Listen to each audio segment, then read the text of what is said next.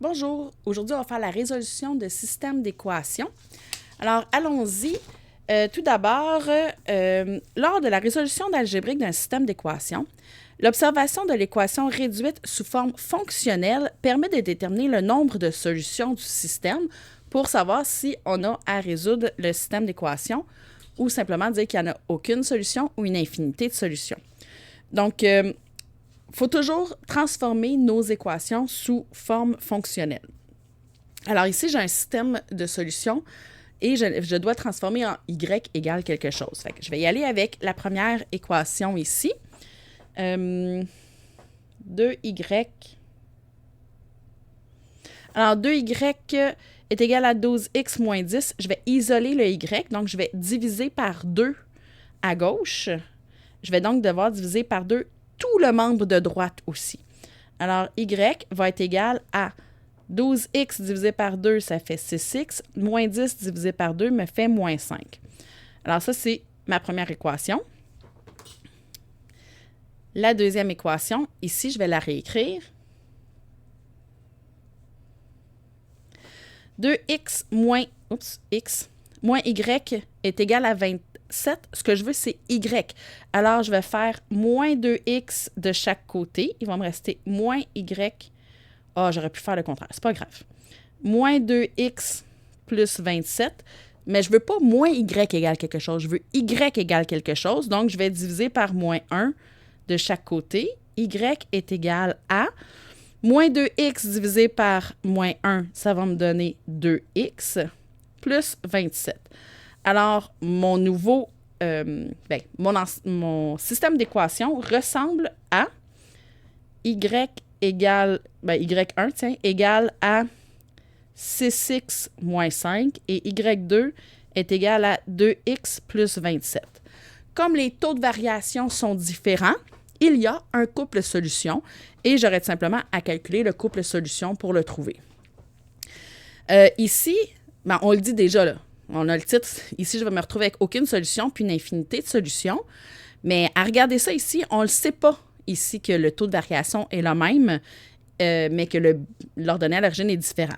Pour y arriver, il faut absolument transformer en forme fonctionnelle chacune des équations. Alors, je vais réécrire la première. Alors, je l'ai réécrite et ce que je veux isoler, c'est le y. Alors, je vais simplement me débarrasser de tout. Et là, je vais faire moins 12x et moins 24 tout de suite. Ce que je fais à gauche, je le fais à droite. Alors, je me retrouve avec moins 3y est égal à moins 12x moins 24. Je veux juste y, alors je vais diviser par moins 3. Y est égal à moins 12 divisé par moins 3, ça va me faire 4x. Et moins 24 divisé par moins 3 va me faire plus 8. Deuxième équation. Ici, tout simplement, j'ai juste à diviser par moins 1.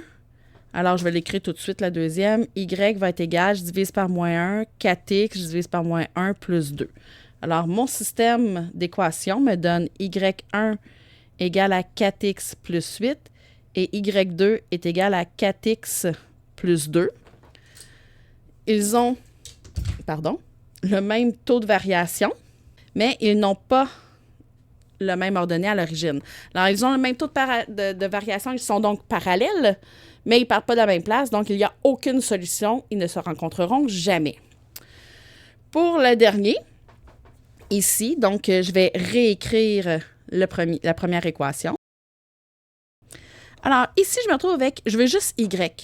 Alors, tout ce que j'ai à faire, c'est diviser par moins 5 de chaque côté. Et je vous rappelle, c'est tout au complet, donc le côté au complet que je divise.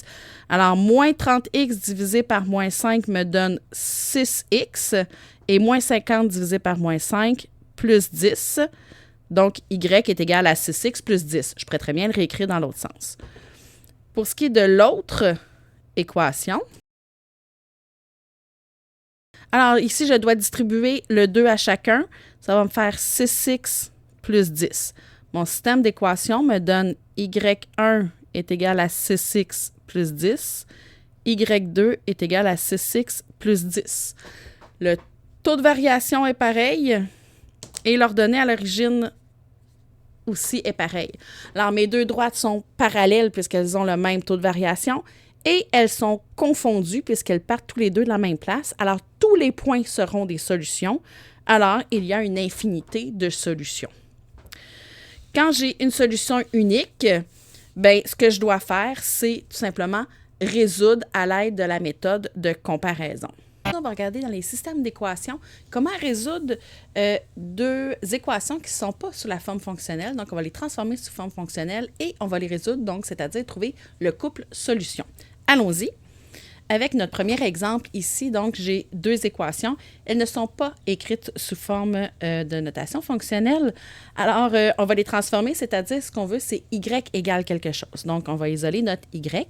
Alors, dans le premier ici, ben j'ai moins y.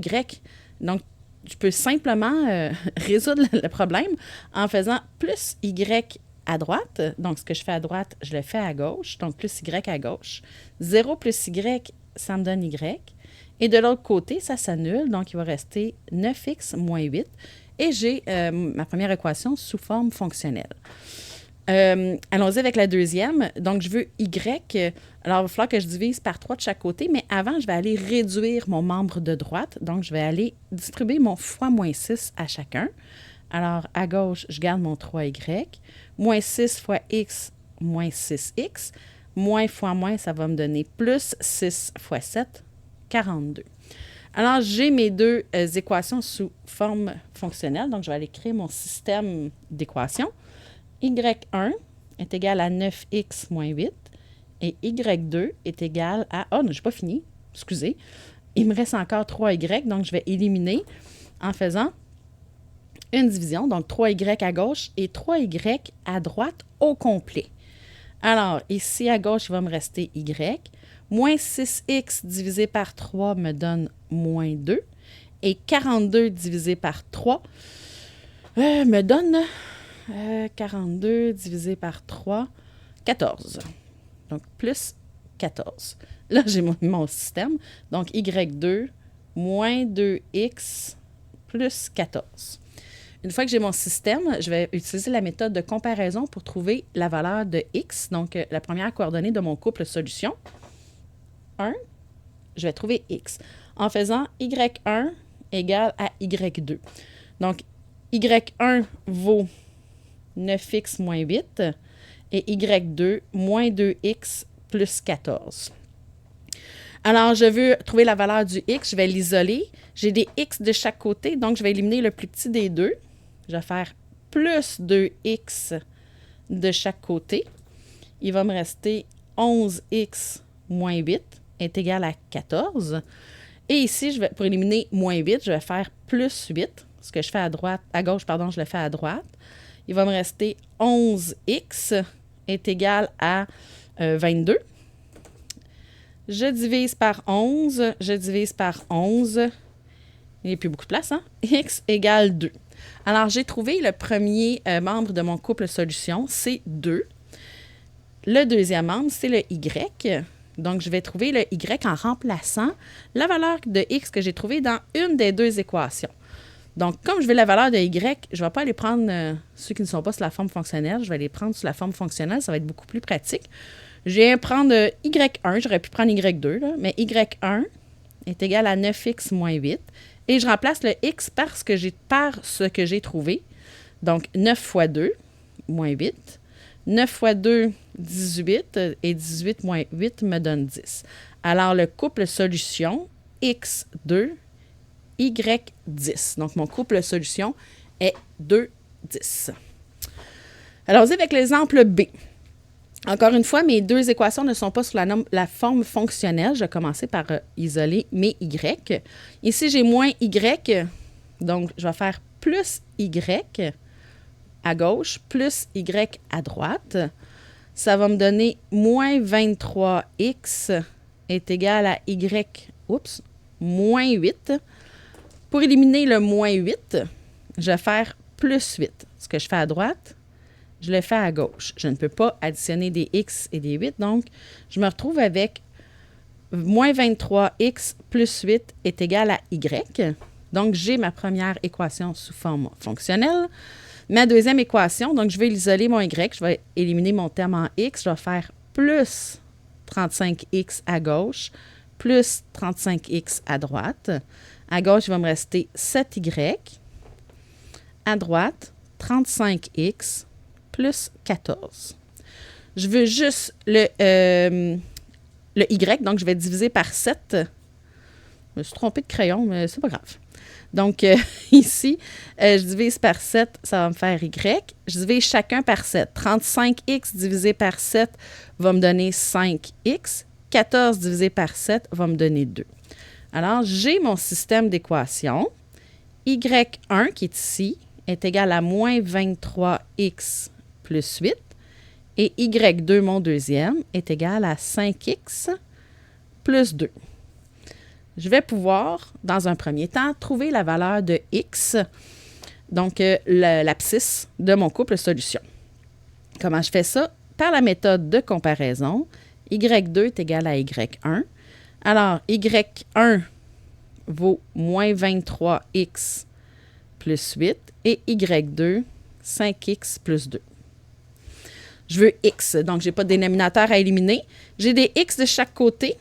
Je préfère éliminer le plus petit des deux. Donc, je vais faire plus 23x de chaque côté. À gauche, il va rester 8.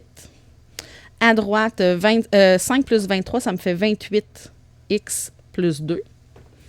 Je vais faire moins 2.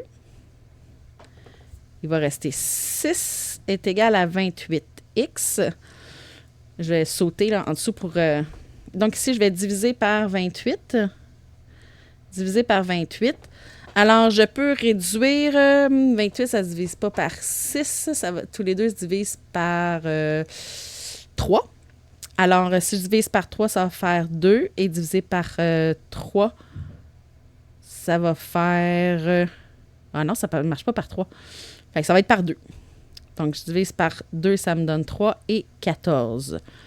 Donc, x est égal à 3 quatorzièmes. Oui, une fraction. Ça peut arriver. Alors, j'ai trouvé ma coordonnée.